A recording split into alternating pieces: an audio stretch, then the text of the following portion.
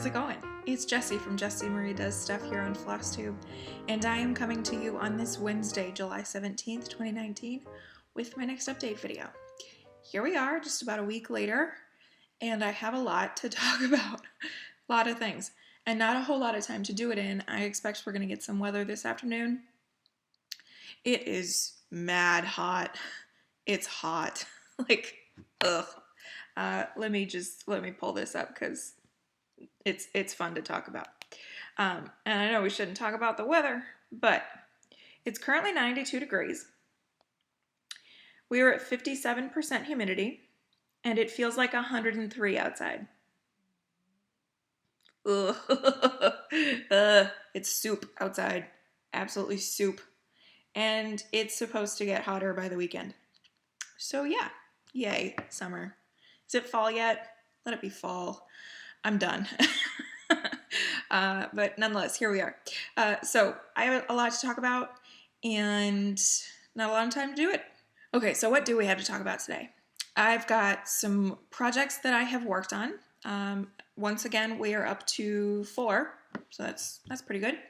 I have my upcoming plans, what I'm doing for the next week. I am going to talk to you guys about the, School of Magical Stitches extra credit for stitching, the School of Magical Stitches Ultimate, what I'm doing for those, what I've got left, and the 24 Hours of Cross Stitch Group July Acrostic Challenge. I had 1 or 2 people last week who say that they were interested in seeing what I was doing for those, so I'll run through them. The good news is there's a lot of overlap, so it shouldn't take too long. I have stash more than maybe I was expecting for No by July, but I can also name and blame. And then I finished a knit and I finished a book. So we have a ton, like I said, to talk about. As such, I'm not going to do Q&A this week. I have a couple of questions that are left over that I missed last week because of audio issues with the Stitch With Me. I'm going to hold off on those until next week. I've got to figure out which ones they were, and I know that one of them requires a little demo that I will hopefully do in the coming week.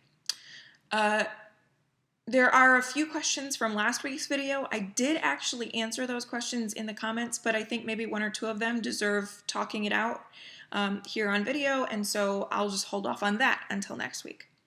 It might be another one of those cases where I do another Stitch With Me because I'm kind of compiling a bunch of Q&A together, but we'll see what happens. A lot of y'all really seem to like that, and so I am happy to do it again here in the future, but we'll just sort of see how it all works out and when the best opportunity is for that.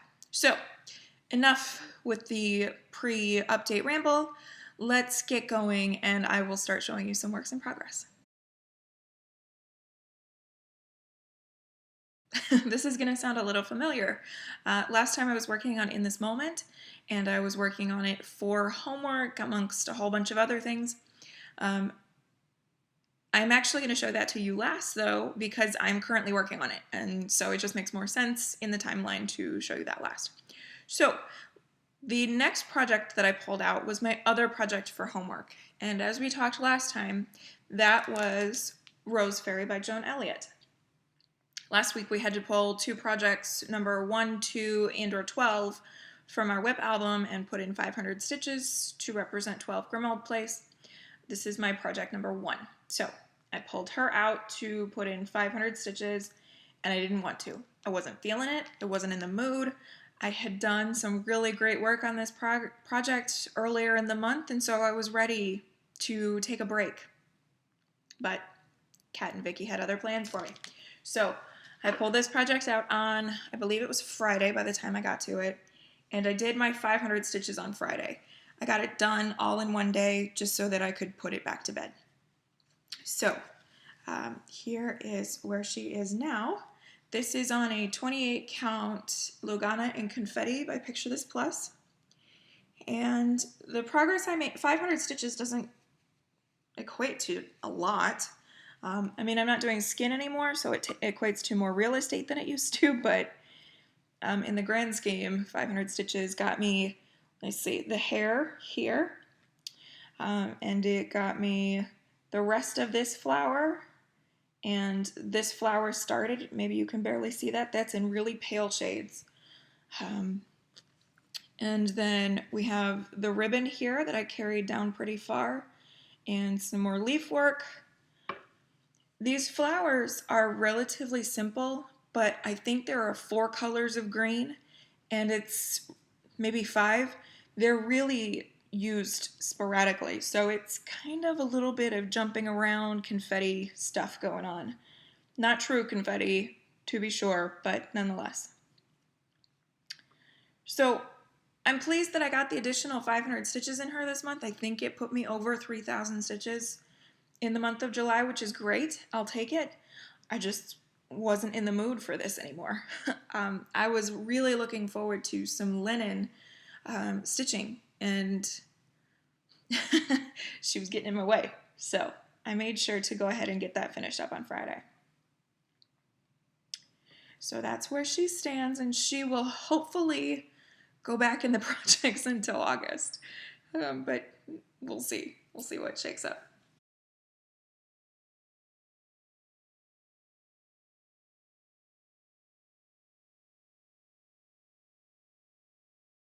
I told you guys last week that my plan for the end of the week was to do, in this moment until I reached a certain point, Rose Fairy to get homework finished, and then I was going to spin my July goals wheel on Tiny Decisions.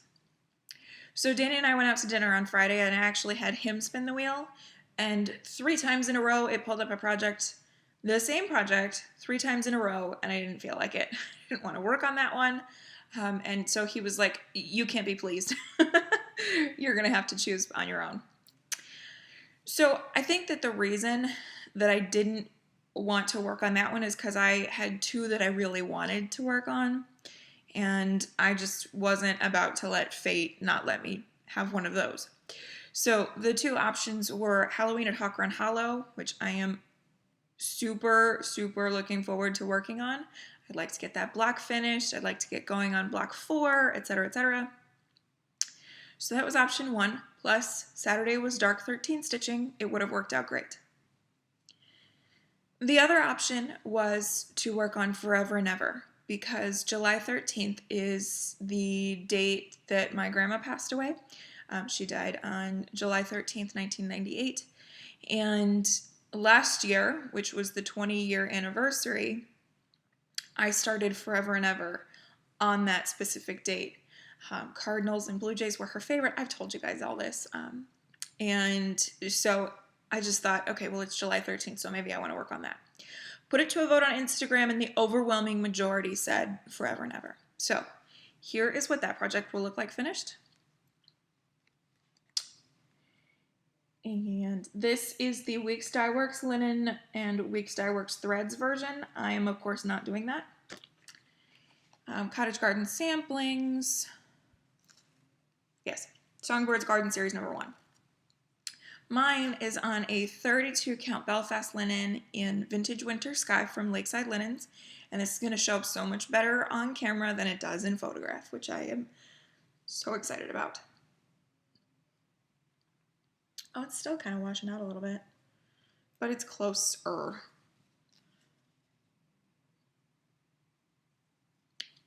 I worked on this a ton, a ton. And hopefully you can see that. So before I got started stitching this go round, I had half of this petal left to do, so I did that. And then I brought the vine down. I did the last gigantic leaf. There's still a few more little ones, but that's the last gigantic one. And then I got started on Smitty here. I have named these 2 cardinals after my grandparents, basically their nicknames. Their last name is Schmidt, and so my grandpa went by Smitty. And then my grandma's name was Elizabeth, but she went by Betty Sue. I did get started on the cardinals, and I am so in love with how they are turning out. It's really gorgeous, really gorgeous. Betty Sue will have some more of this red color in her wing. And I have to admit that looking at the chart, I was like, I don't know about that. Like, I just don't know how that's going to translate, especially since I'm doing the DMC. But then I looked up some pictures, some really good pictures of female cardinals, and it's going to be beautiful. I can just tell you, it's going to be beautiful. And then most recently, I worked on this vine here, as well as the sort of foundation for the house, and connected the vine up. So I think that at this point, I think I have 5 days left on this, maybe. I think another good 5-day rotation will see this finished. I'd like to do it in August, but I don't know if that's going to pan out because of everything going on in August. But we'll see. We'll see what happens. Super, super excited about this. I worked on this for, let's see, for this week's homework. We are welcoming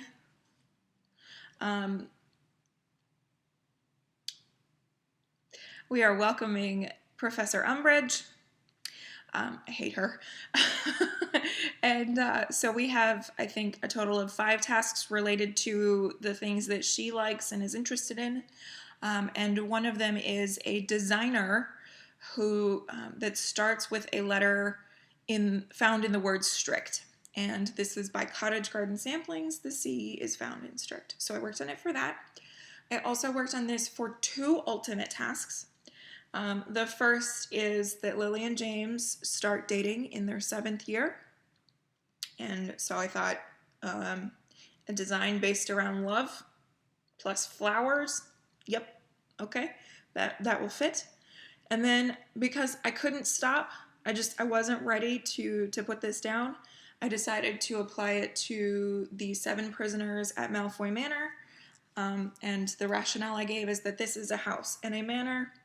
At its most basic level is a house. So this may be a tiny house used to represent a gigantic mansion, but whatever, it's fine. And then I also said that it would only be love that would drive Narcissa to enter into an unbreakable vow. But those are spoilers. So anyway, so super excited about my progress. Oh, I was going to show you guys the back of this because I think it looks cool. A little bit of carrying, especially in the house, but still, I think it looks pretty good. Like I said, super excited about the progress I made and super looking forward to getting back to it. Hopefully I can make this happen in August.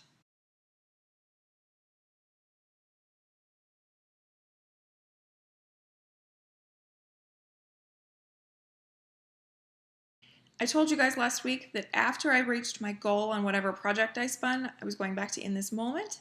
And since I had exhausted all my effort on Forever and Ever yesterday, today it was finally time to do so.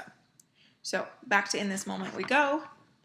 This is Mika McKenna, artwork by Jeremiah Kettner, charted, slow down Jess, by Heaven and Earth Designs.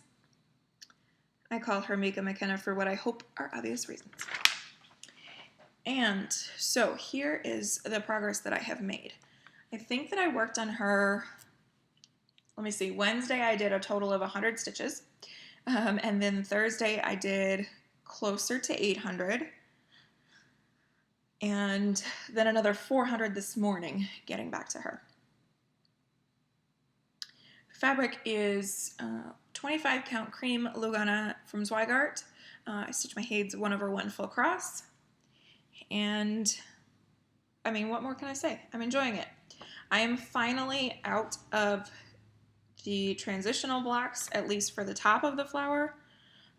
I call them transitional blocks because it's like I'm going from background into flower, and so it's just basically switching out colors, which is tedious. It takes some effort. But this flower is gigantic. It's the biggest one of the whole thing. This one here. So yeah, I'm super excited to be into the flower. The flower is usually only like 3 or 4 colors, so it goes a little bit faster than those transitional blocks. Of course, I'll have to transition out of it, but nonetheless. So super excited about that. Now, couple of things I want to talk to you guys about.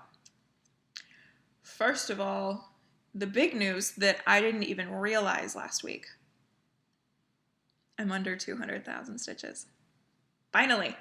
I had less than 2,000 when I started the month of July, and I am now officially out of it, which I can't even believe. Finally, I have over 77,000 stitches in this project. So that's pretty cool. That's really pretty cool. I am working on this week for a whole host of things, but the primary one is homework. Let's see.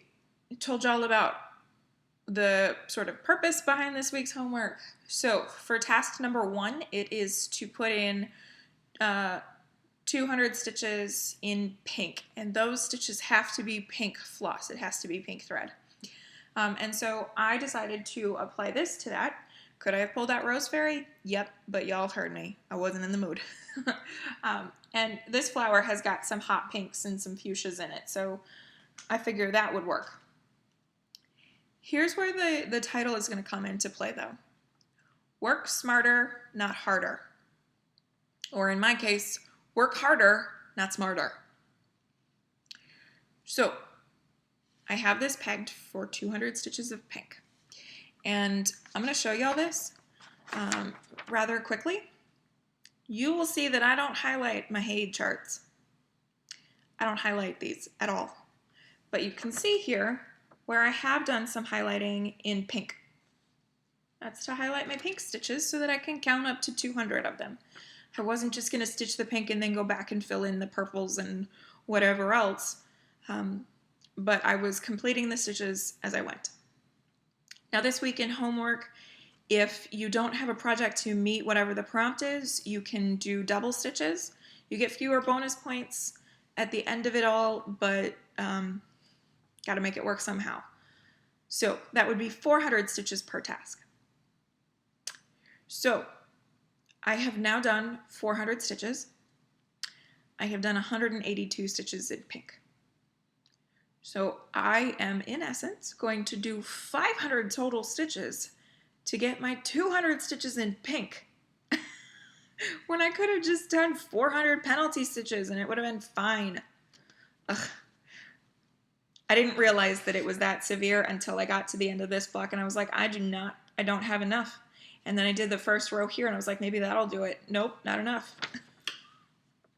I'm still 18 stitches away.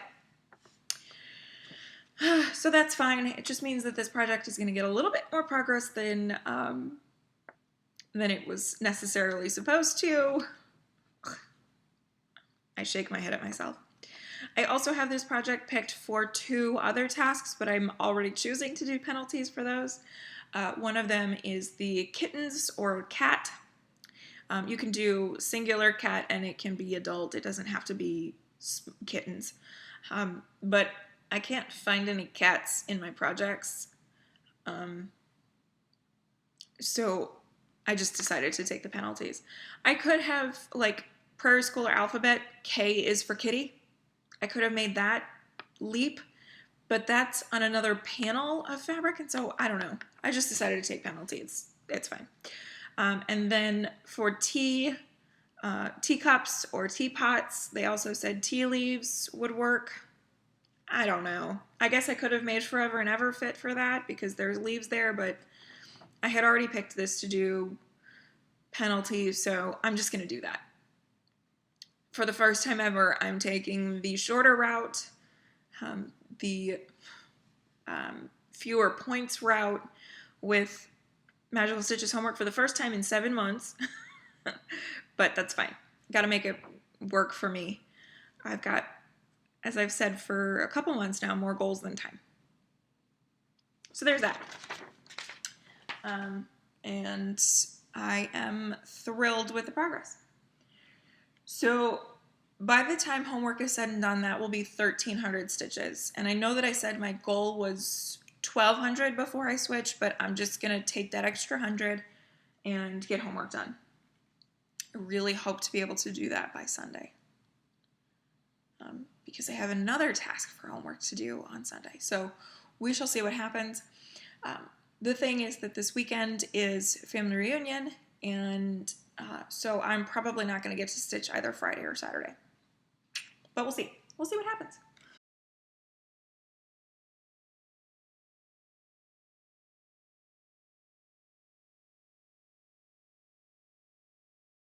Okay, final project left to show you is my daily 30 piece, and I have failed at daily 30. A little sad, but that's life.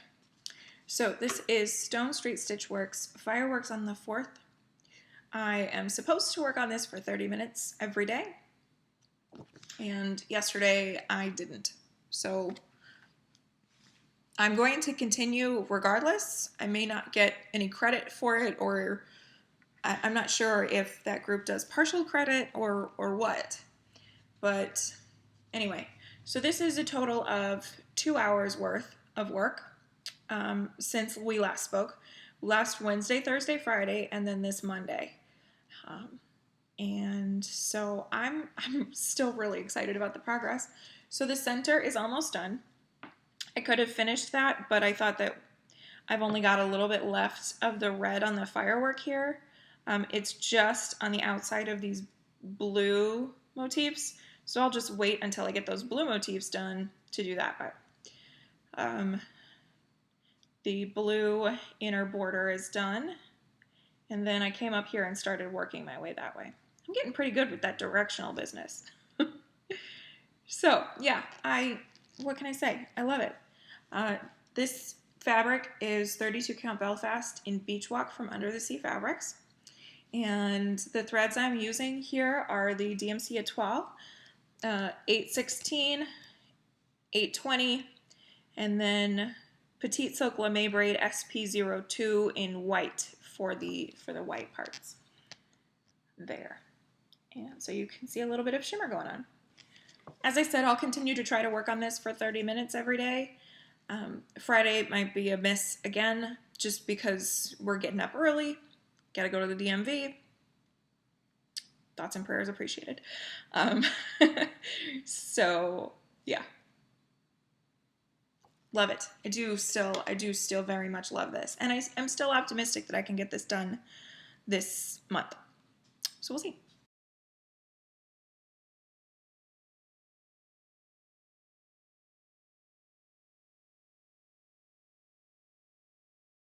So that will take us to the end of the projects that I have worked on. Let's go ahead and switch over, and we're going to talk about some plans.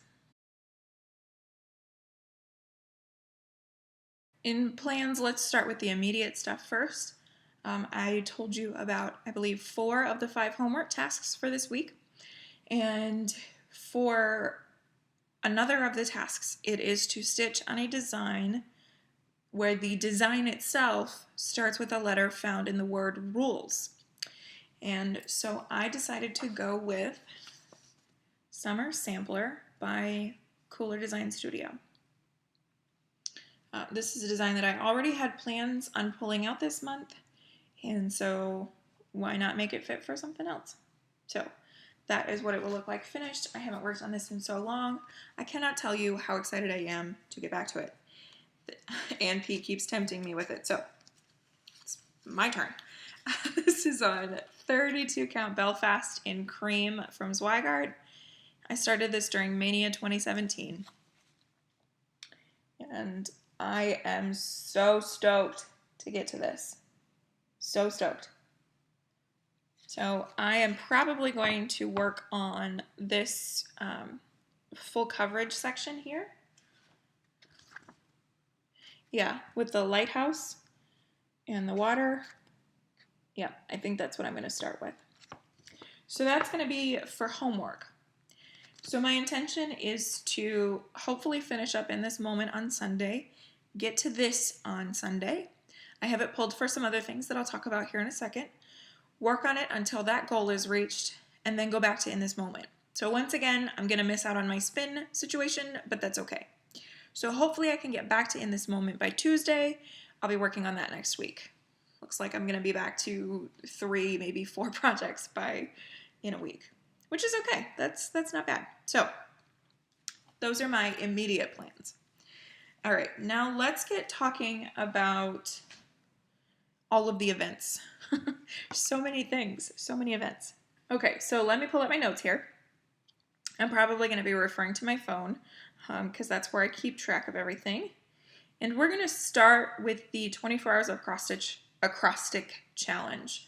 So in the month of June, Jen introduced the acrostic for June, and then it carried over into July, and I'm really hoping it's going to carry over into August. But we'll see. We'll see what happens. Jen, if you see this, no pressure, okay? So for this month, we are spelling out team 24-4 this time, not the words 24, but the numbers 24, hour, team 24 hour. Once again, it is 10 projects long, and you can choose time and or stitches, and there are 3 different levels in each of those options that you can use. For simplicity's sake, I went with 1,200 stitches for each of them. This time that is the max level, and as far as the number of stitches is concerned, so that's what I applied to all 10. If you are playing along with this, you don't have to apply the same option or challenge to each project. You can switch it up and make it fit however you want. So here we go. The other thing about Jen's challenges is that it's like, if you can tell a story to make it fit, then go for it. It doesn't have to be anything specific. So for T, I went with Forever and Ever. The designer behind Cottage Garden Samplings is Vinnie Tan. T-A-N is Vinnie's last name. So there we go. For E, I chose Rose Fairy, and that is by Joan Elliott. So again, designer's last name. For A, I went with the Prairie Schooler alphabet.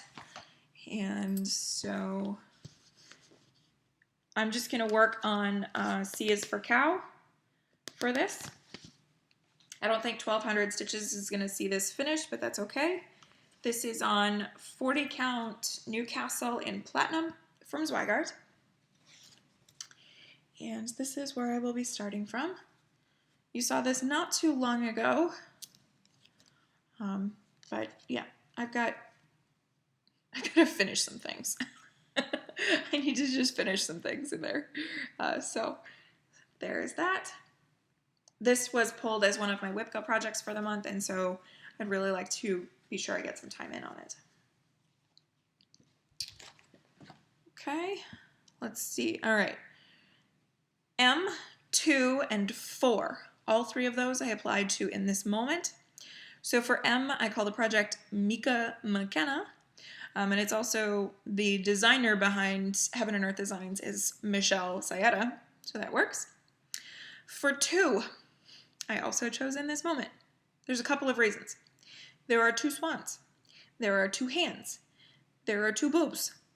There are 2 human eyes or eyelids, because her eyes aren't open. There are 2 swan eyes. There are 2 of each letter that I'm about to list off. I, N, T, and M in the word in this moment, or in the title in this moment. Whole bunch of 2 going on there. So there's that. For 4, there are a total of 4 eyes showing because the 2 swans are in profile. There are 42 pages. There are 4 letters in the acronym for the designer, HAED. There are 4 syllables in this moment. Yeah, I think that'll work. So that's my 4. Okay, for H, I chose Halloween at Hawk Run Hollow because there's a whole bunch of H's there. Plus, I am in the Headless Horseman block currently. So, preview of what that will look like finished in another few years, hopefully. Hopefully just a few more years. And this is also on 40 count. This is Newcastle linen in Country Mocha from Zweigart. And I'm so ready to get to this. Really ready to get to this one. So I have just this bottom bit and corner to do, and then some fiddly details like French knot eyeballs and the jack-o'-lantern needs a stem and a face, and so some little things left to do. I'm so excited to work on this, you guys. I can't even tell you. So excited. So there's that. That is my choice for H. Okay. Next for O. I was panicking last time with O because I was going with Rose Fairy for oldest whip, but y'all, I'm not feeling that anymore. I also used O for Owl by Mill Hill, but I finished that. And then Ann P saved my life because she happened to mention that the designer behind Summer Sampler is Sandy Orton.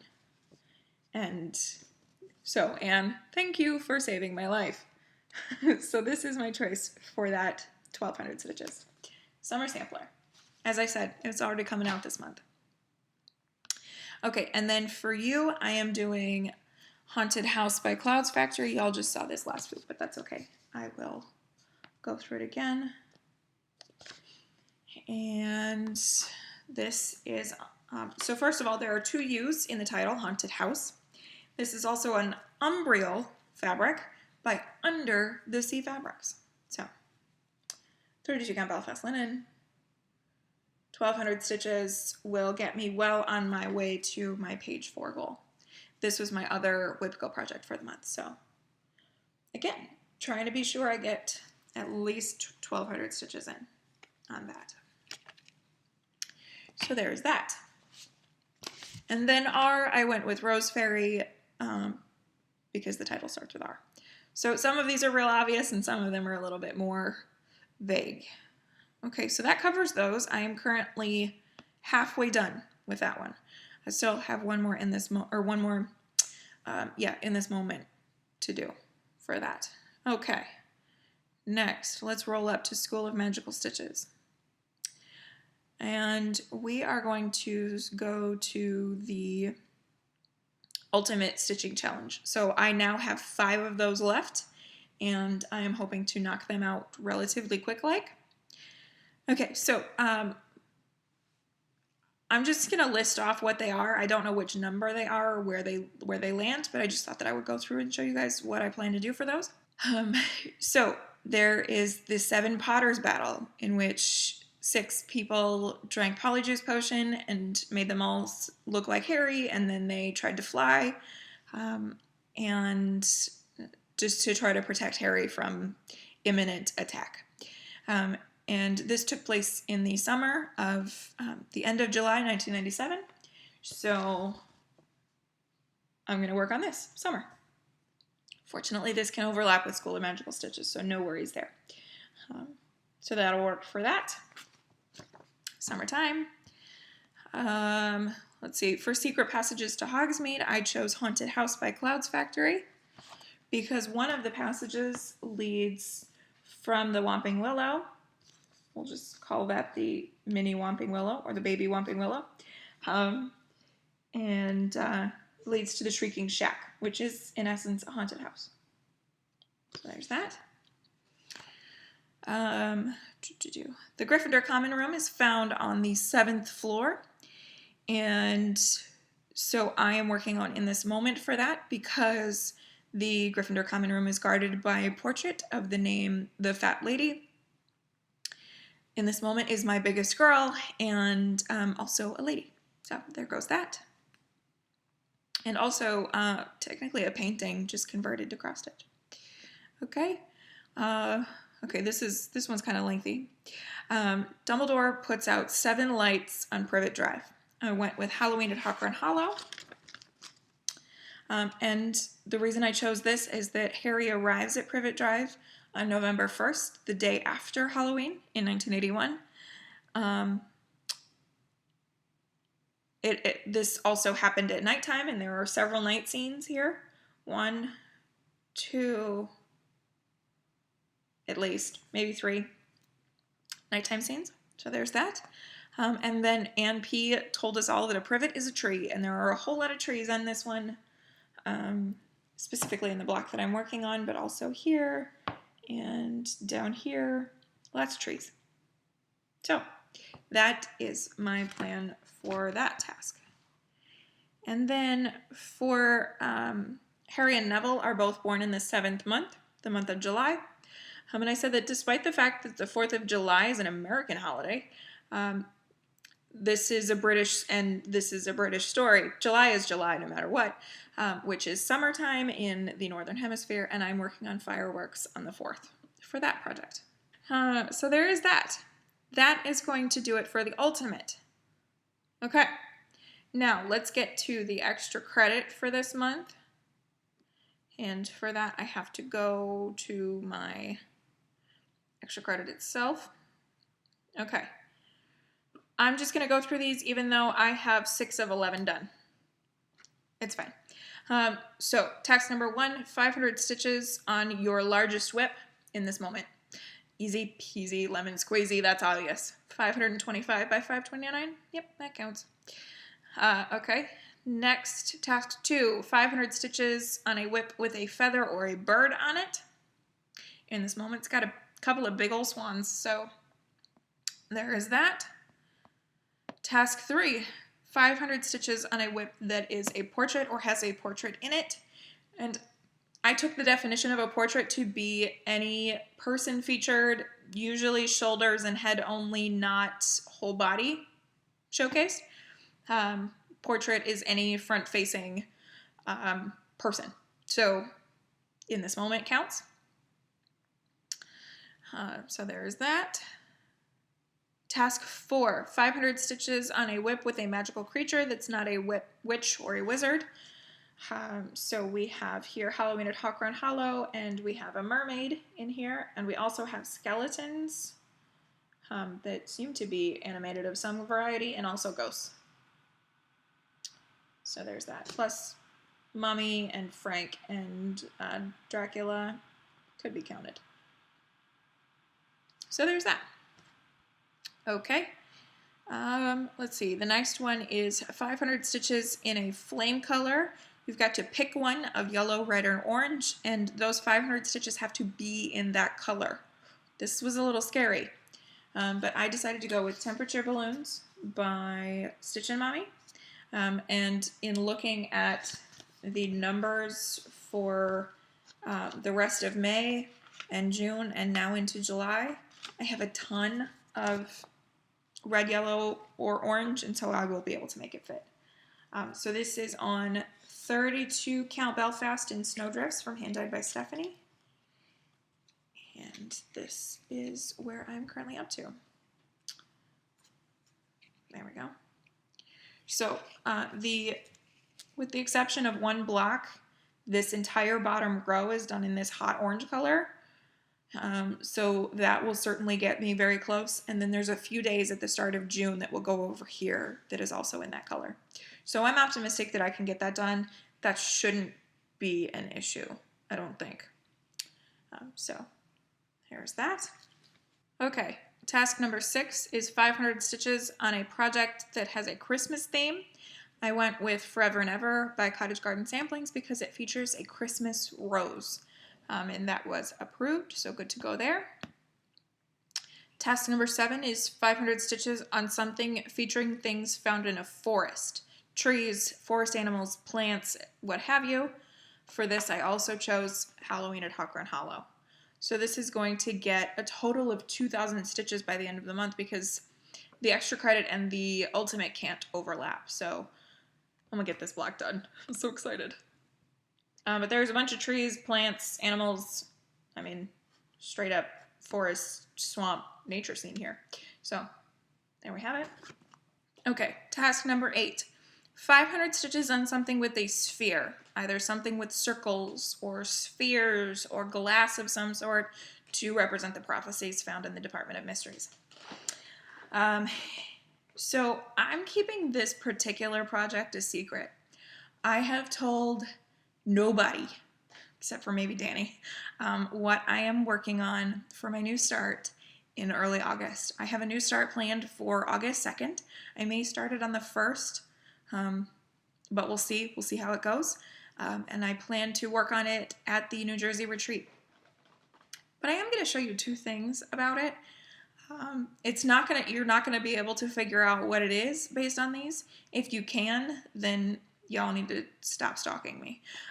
But anyway, so for this project, I have these two brand new thread organizers.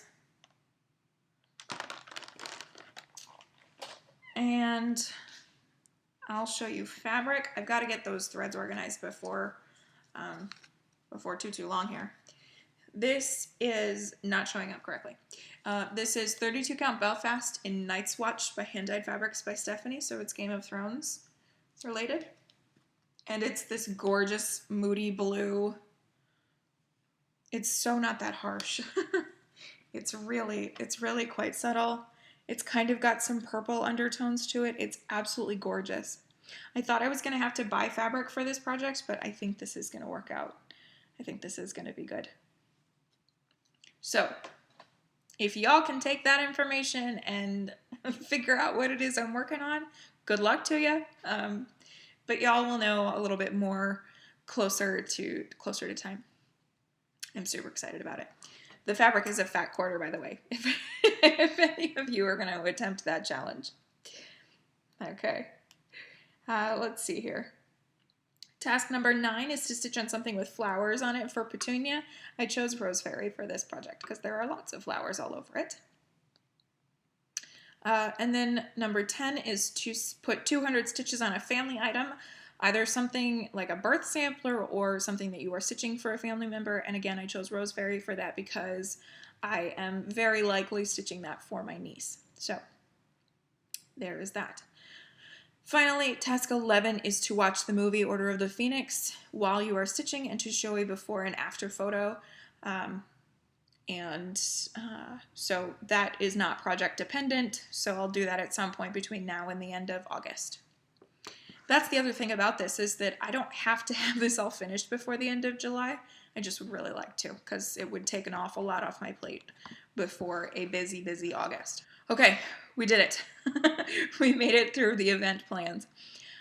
I have decided that moving forward, what I think I'm going to do is when the information is released, once I develop my plans, I'm going to immediately film a video just dedicated to that and what my plans are for it. That way we don't have this kind of a situation where we are over halfway through this month, so a third of the way through the entire 2-month block for School of Magical Stitches stuff. It just would make more sense for me to do that immediately, as soon as I know, before I get started working on it. So whenever 24 Hours of Cross Stitch releases the additional challenges for the month of August, then I will do that. I will have a sit down and talk to you guys about what I plan on doing for those. But all in due time. I think that's enough planning. Let's go ahead and switch over and we're going to talk about some stash acquisitions. In purchases, I have just a few things to show you with more things on the way, but we'll talk about it. So let's do boring stuff first. I thought I was out of needles, and then I found my cache of roughly 4 packs of needles. So I now have 7 packs of needles. I'm good on needles for a while. So there's that. Size 28 peacemakers, whatever, it's boring stuff. I would really like to take a Q-snap with me to Jersey. Y'all, I might have to take a U-Haul to Jersey because I'm taking 2 library stands, Q-snaps, Millennium frame. I mean, let's just pack it all up and take it all. That way I don't have to worry about anything. But I did want to get a Q-snap. And I have been wanting an 11 by 11 Q-snap for the longest time. I thought that I had one because I use, most primarily, my Fireworks on the 4th is on an 11 by 17. So I thought for sure that I had Frankensteined as 17 by 17 and 11 by 11, Frankenstein that into an 11 by 17. That is not the case. I just bought an 11 by 17 Q-snap, which they do sell. So I caved and went and got an 11 by 11 Q-snap. Crinkle, crinkle. Here's the rest of it. So I've got that now. I hear a lot of people say that that's their favorite size of Q-snap, especially if they're trying to stitch without a stand. And so that's why I thought that I would go ahead and give that a try. Okay, let's do more fun stuff. The needles in the Q-snap was a 1, 2, 3 stitch order. I cannot have a 1, 2, 3 stitch order come that boring. It's not even that much fun to open. So, might as well. Anniversaries of the Heart, pattern 7, Swan Lake. And so there is that. This is the July block, and it's beautiful. Love that. So, next of those is ready. So the real reason that this happened, I was trying to do no buy July. However, necessities like needles and Q-snaps don't count. And then Michelle had to go and release a mad plant, and I was like, well, what am I going to do? Wait? Why? So my resolve was broken, and so that's why this ultimately made it into that package. This I purchased on June 10th and arrived on July 10th. But there was a mix-up with shipping and whatnot, so it's all good. It made it here eventually. But this is from Gina's Unique Boutique, RBG. I just sent. I had to. Absolutely fabulous. Her Facebook group will be linked down below. I don't know if she has any more of these, but that's where I got this from. Okay, and the final thing I have to show you this week is Coloring Cotton. I am not going to take the all colors out of the package because I'm sure several people have shown these last week. Like these are old, so I won't take these out of the package, but they are gorgeous nonetheless. And then I also have the Primitives pack, and I will show you those just because these are not as prevalent in the FlossTube showing. And I'll do so relatively quickly here. We have Alabaster. It's kind of pinkier than it's showing there. Beautiful. Let's see, Seattle Mist. Yep, that's pretty close. Kind of a pale, bluey, gray, green with hints of yellow in there too. This is gorgeous. It's super dynamic. Love that. I love her greens. This is Forest. This is beautiful. Angela makes me change my mind. Like, I don't think I'm a green girl, and then I get another green from Angela, and I'm like, oh, I might be green girl. This is Old Brick. A little bit duller than that, but pretty close, fairly close. And Nickel. So, gray blue. Well, again, a little bit duller than that, but close enough. So, that's Coloring Cotton, and that's stash for this week. I have other stuff on the way. What are you gonna do? Yeah, but I'm trying to limit the purchasing as much as possible because I'm going to be at Needleworkers Delight in 2.5 weeks. So, we'll see how it goes. Okay, y'all, let's switch over to our extraneous topics here, and we are going to start with books. The first book I have to show you is a book that I finished. This is not a surprise at all that I finished this little chunky book. This is Perfect by Ellen Hopkins, and as expected, I read it super fast. On, I don't remember what day it was. Sunday. Yes, Sunday, I was on page 98. This total book is 622 pages. I finished it very early Tuesday morning. So I read about 500 pages in 48 hours. Not bad. Really, really super simple and fast to read. I am chalking this up to be like this big a deal, but it's written in verse. So there's that. And then on top of that, it's not a standard book size, like height-wise, for a hardcover. And it's young adult, so it goes real fast. So this follows 4 teenagers. We have Kara, Kendra, and if you are curious if that gets it all confusing, it sure does. I forget which character we're talking to for a good few minutes while reading this. And then we have Andre and Sean. So 2 guys, 2 girls, and they are perfectionists in one aspect of their life or another. They are all sort of linked up loosely, but nonetheless. So Kara is twin sister to a character in book 1 of this duology or companion novel situation. So the character in that book is Connor. His twin sister is Kara. They have very overbearing parents who are rather cold and expect nothing but the best from them, and have no room for emotions in their household. So there's that. They are Stanford grads themselves, and they demand that their kids go to Stanford and this, that, and the other thing. So they have high expectations of their kids, and Kara tries very hard to meet those expectations. She tries to be perfect.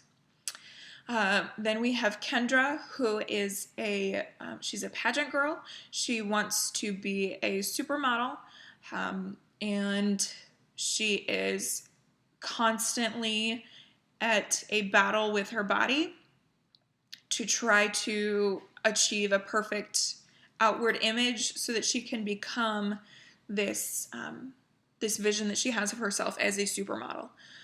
This does lead into an eating disorder, and so if that is a trigger for you, this does not handle an eating disorder very well. It doesn't do it very well. So just be aware of that. Kendra used to date Connor, so there's that. That's that link up. And then she's also on the cheer team with Kara. Maybe not. Maybe she's not on cheer. I can't remember. Yes, she's on cheer. Okay. Next, we have Sean. Sean is Kara's boyfriend at the beginning of this. And Sean, I don't like this character at all. I don't like this character. I don't like the way that he was written. I don't like the way that his ending was handled. I don't appreciate him at all. I docked this book a star purely because of Sean.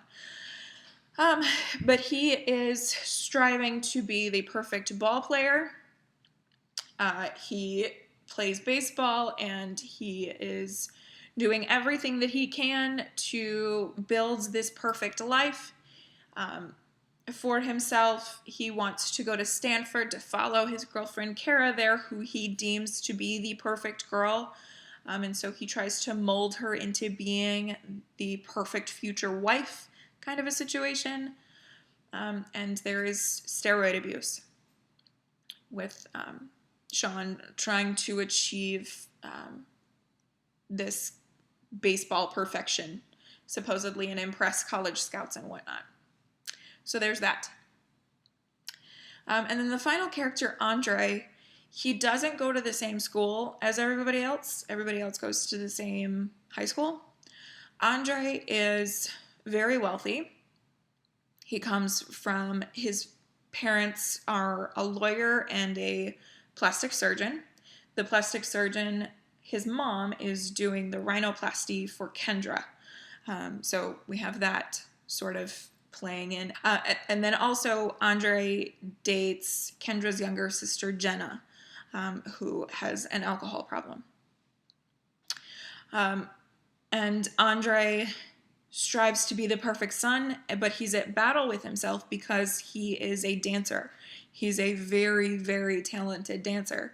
But his family has made it very clear that dancing does not equate to money, and it does not equate to success in life. And so Andre kind of battles that. Andre was easily my favorite character in this. Easily. Just really strongly written character. Believable, and I don't know, just a good guy. Just a good guy. So I didn't love this. I didn't like it. I rated it a total of 3.5 stars, but Goodreads doesn't do half stars, so I rounded it down. I almost always round up in those cases, but this time I rounded down. Like I said, I hated Sean. There are some things that happen that straight up, not gonna lie, piss me off. yeah, I can't even think about those things without getting a little twitchy. So Ellen Hopkins, she has a knack for tackling tough stuff. I mean, I just listed off a few things.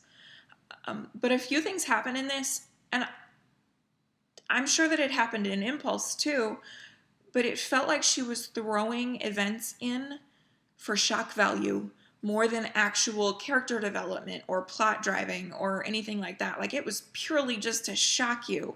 And what's the point? Like, if you can make your audience gasp 85 times because of an event that you throw in, it gets cheap really fast. It gets cheap really fast. And it's not well handled, and it's not given room to breathe in the writing so that a resolution can actually be found. I wasn't a fan of that. I don't know if I've become more young adult cynical than when I read Impulse, but I was super unimpressed. This is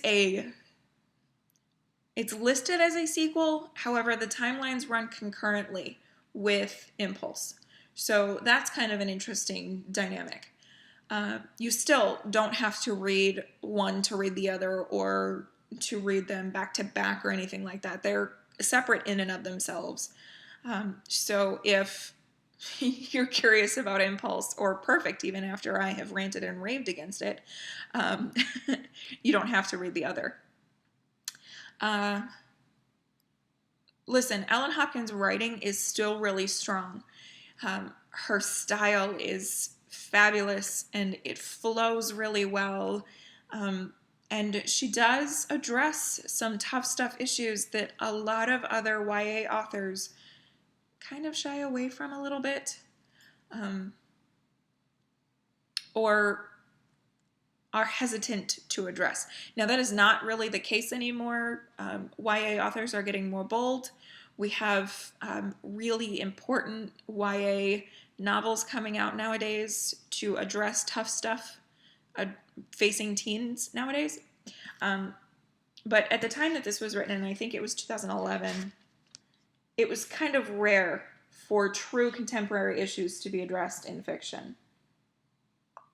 Where are you? Yes, 2011. So 10 years almost coming up on have changed a lot in YA fiction. So I appreciate her addressing these issues when she did, when nobody else really was. Let's face it, 2011 was the era of Hunger Games and Divergent. So we were in fantasy dystopia land back then. So I appreciate what Ellen Hopkins does with these books, but I guess I just expected more out of it, given my feelings after reading Impulse. Impulse hit me hard. I cried at the end of Impulse, and at this one I was like, finally it's over. I don't have to pick that up anymore.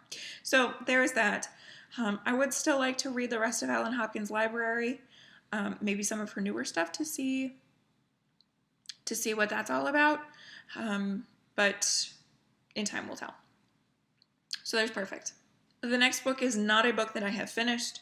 However, the best enablers on FlossTube can enable you at everything. And Lisa, from Lisa's Stitching and Such, yes, she is one of those who can enable me at everything. Case in point. City of Dreams by Beverly Swirling.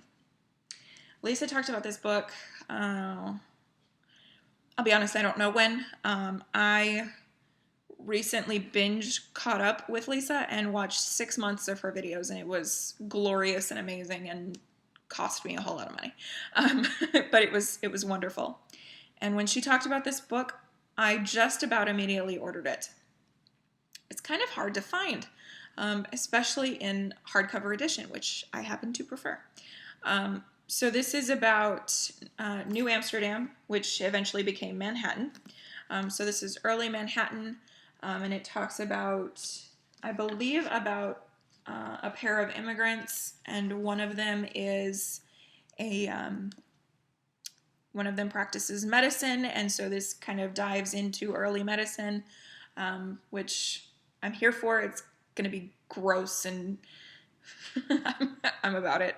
And I have wanted to get into some really good historical fiction, and so why not essentially the birth of one of my favorite cities in the United States.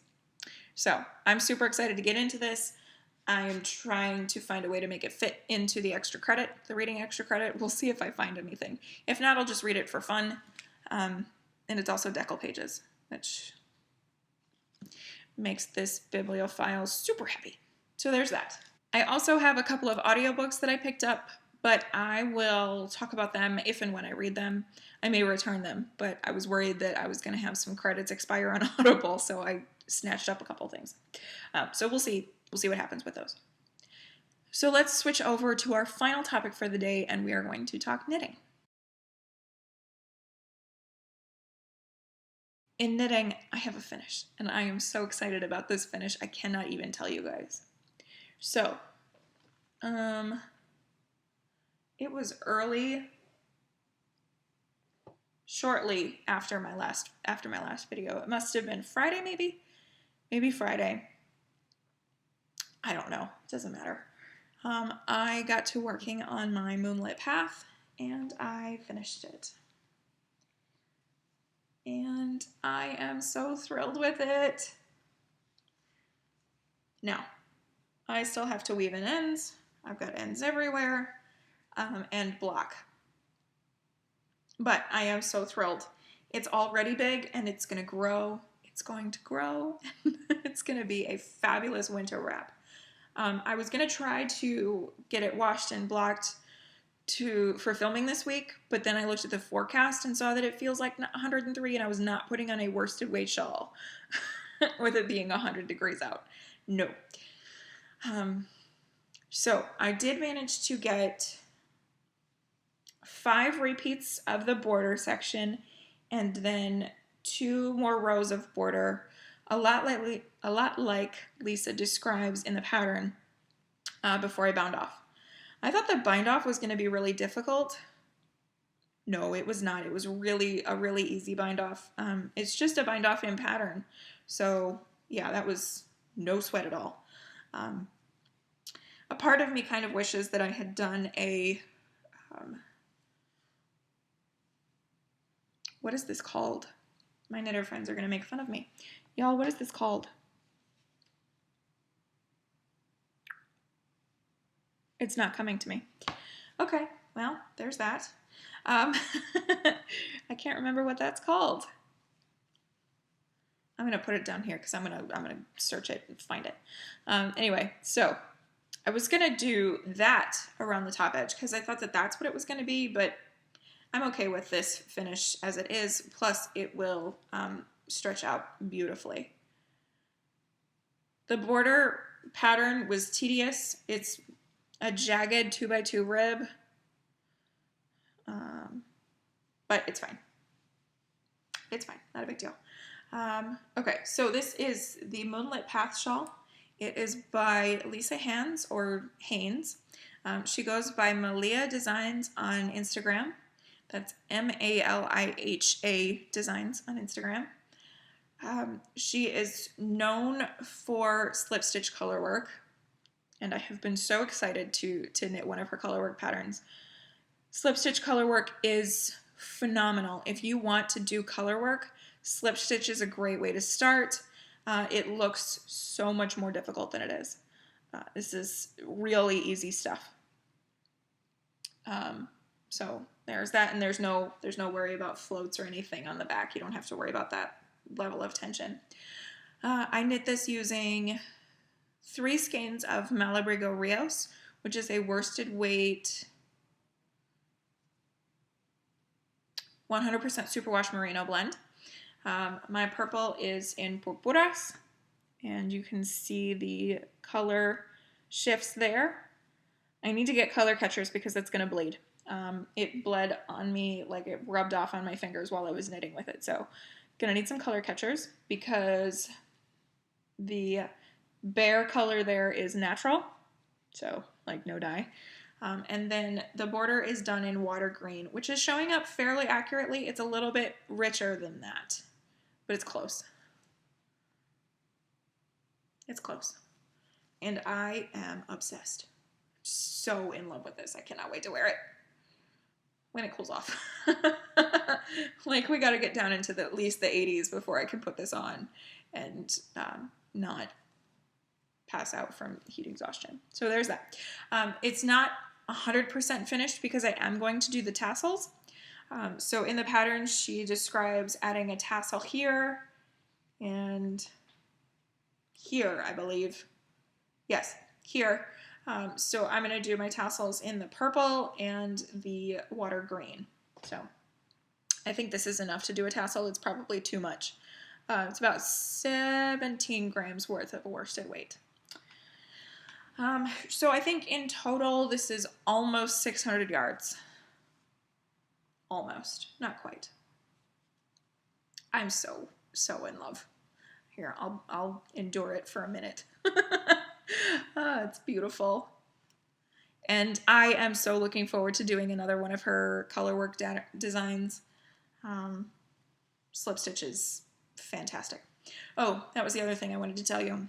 I knit the body in US 10.5s. I went up a needle size because for colorwork to really breathe and work, you need kind of a looser gauge, but colorwork can tighten things up a little bit. So I went up to a 10.5, and then back down to a 10 for the border because the 10.5 was too loose.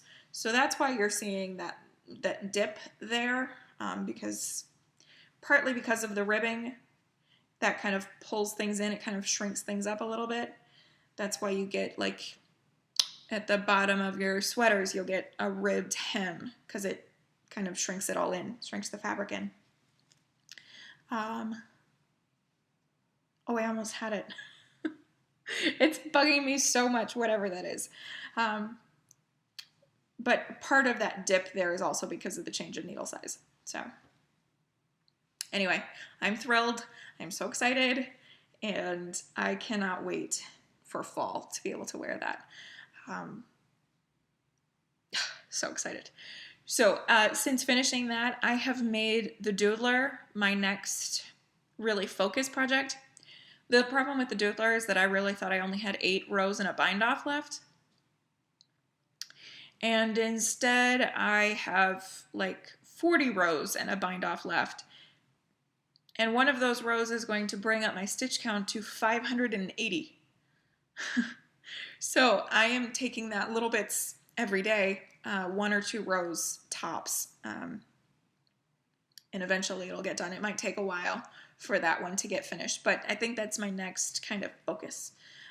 It's not my closest to done at this point, but it's my oldest whip, and I would just really like it done before it turns 4 this fall. Yeah. So there's that. And so that's all I have to report as far as knitting is concerned. The upcoming Shawl Society pattern, once again, it's not doing it for me. It's a DK weight shawl, and I don't know, I feel very blasé about this year's Shawl Society. So I'm really hoping that at least one of these patterns is gonna pique my interest enough for me to knit it, but we'll see. And if not, then I will just get back to my Make 9 and maybe try to work through that a little bit. But we'll see. So that is going to bring us to the end of knitting, and as such, the end of the video. Thank you all so much for watching. If you've sat through all of this, I know it was quite a lot, but I'm thinking that next week might be a little bit more tame, maybe, sort of, I hope. I certainly won't have all of the event planning to discuss. So anyway, like I said, thank you for watching. Thank you for your continued support of me, my channel, everything that I do here. I hope that everybody's doing well. I hope that you're stitching. As always, y'all be kind. I'll see you next time.